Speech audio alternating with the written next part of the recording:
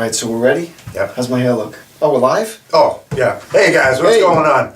Dr. Chris. Dr. Rich McGarro. And we're ripping it up. So, video today, I thought, talking about cost versus value. Yep. So, cost versus value is probably what it sounds like. Yep. It's simply getting the patient's mindset focused more on the value of what they're about to experience in your office, your practice, as opposed to the cost, right? But because in the beginning, that's all they think about, right? Yep. At least that's what all we think they're thinking about. Good point. Right? Right. Because realistically, whenever you go to any kind of doctor's office, don't you think on some level there's going to be some expense involved?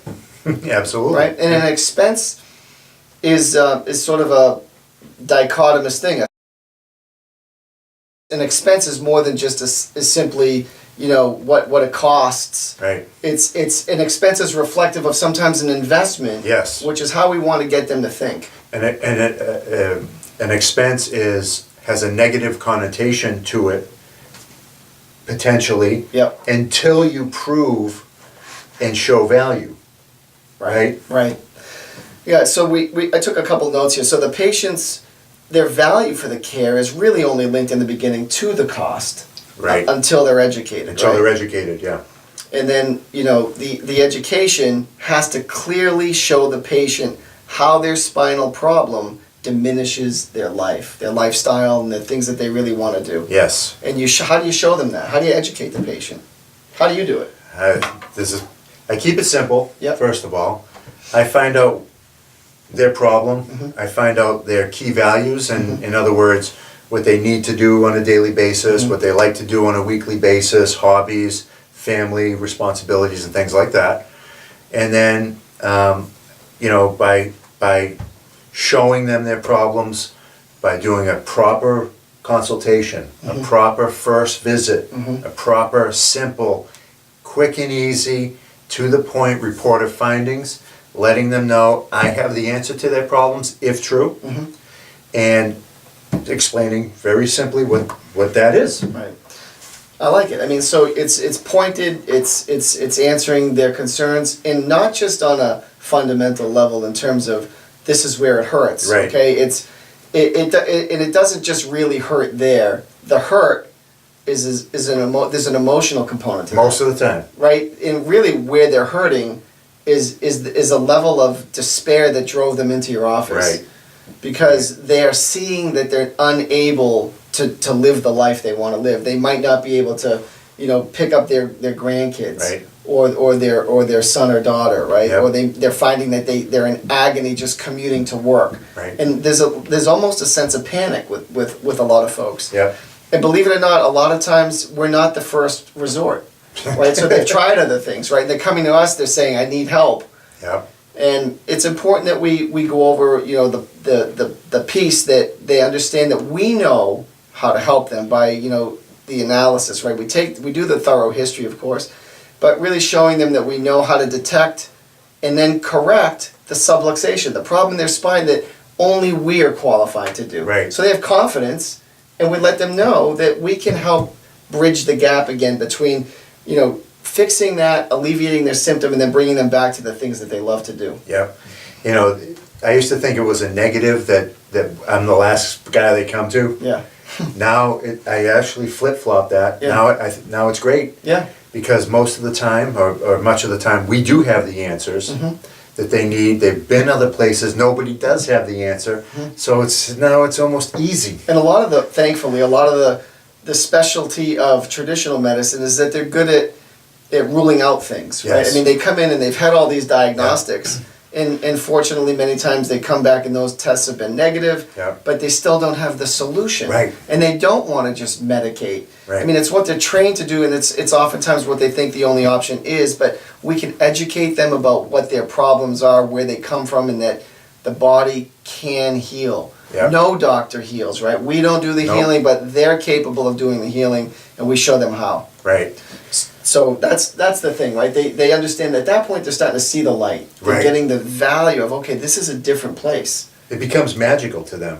Like all of a sudden they're at a place where the person, you or I or any chiropractor, actually has a solution. They're listening, they're understanding, Right. and the person is most of the time they're a little bit frightened, Yep. and to some degree. Of course. And now you're starting to.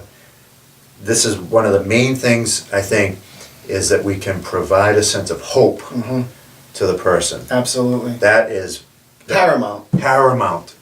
When they leave after the first visit and you've provided hope to them, that's like it is paramount. So yeah, it's at that point the light has come on, and then the doctors appeared, and they're already getting healthier. They're already healing. They're already healing just Yep. just from that switch in the mental attitude and the psychology of it Yep. when they leave your office after the first visit. So that's pretty powerful. Yeah. And it's actually it's a beautiful thing because we're a different paradigm, we're a different model, a different philosophy. They have no idea what to expect when they come in. Yep. And I think, not being afraid to educate, to tell the truth, to stand up for those principles Yep. and what chiropractic has to offer that's special, that's very unique. Why would we want to water that down and then position ourselves to be another modality, Right. And of the mass of those modalities when we're so different and so unique and can help their body do something that no one else is doing. We celebrate Right. that difference that we Yes, we are. right, and that's really when they feel hopeful. Yep.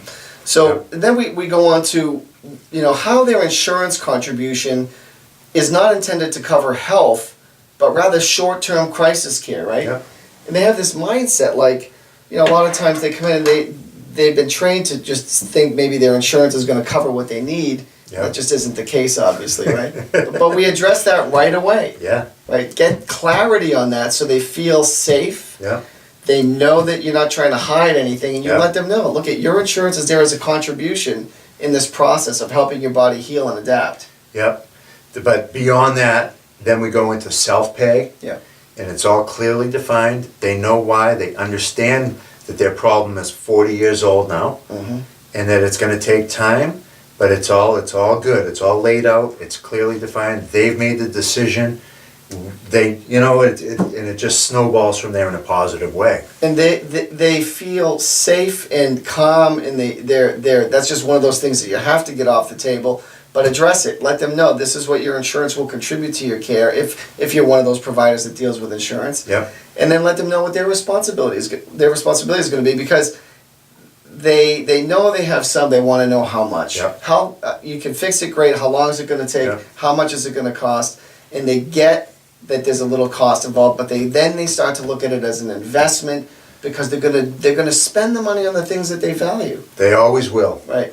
And the other thing is that even if they have insurance, a lot of times it's really not what they thought, right? It's this almost phantom Right. insurance with rising copays and deductibles and co-insurances. Yep. By the time their insurance is contributing, Right. they're already they They're might already as well better. be a cash practice, Right. right? They're already a cash patient, so Yep. that's a whole other thing. But Speaking of value, Yeah. I can recall clearly, and I can even remember the guy's name, which shall remain nameless here, but this guy came in, he could barely walk, of Wow. course. He comes in and he's crying poverty. And he asked me to waive his co-pays and any expenditures on his part, and I was very young and new in practice.